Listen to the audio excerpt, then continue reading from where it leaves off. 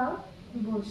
কতদিন পর এলি মা, কিছু খাসনি নাকি? একদম শুকিয়ে গেছিস, মুখটা এত শুকনা শুকনা লাগছে। দেখেছে তোমরা আমাকে বিয়ে দিয়েছো ওই বাড়িতে, আমার শাশুড়ি মাটা না শুধু বাবু বাবু বাবু বাবু বাবু। তুই খেয়েছিস? এই যে আসছি একবারের জন্য আমাকে বলেনি মা যে তুই কিছু খা মা।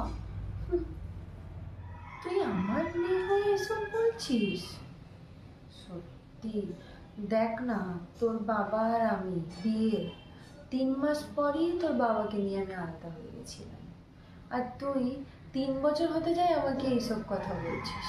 তোর ঠাকুমাকে দেখে আমি চলেই এসেছিলাম, কে অত দেখবে বলতো?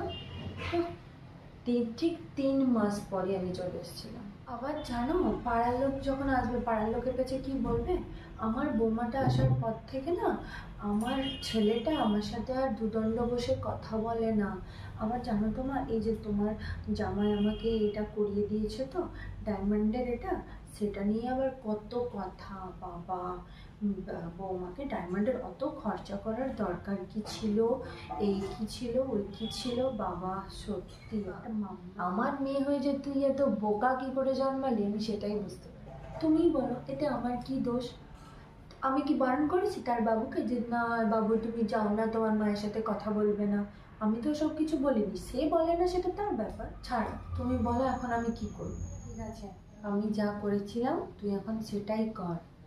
শোন, তোকে আমি ঠিক বুদ্ধি দিয়ে দিয়ে আমি সব বলে দেবো, তুই এত চিন্তা করিস না। চল দেখি এখন খাবি, চল চল।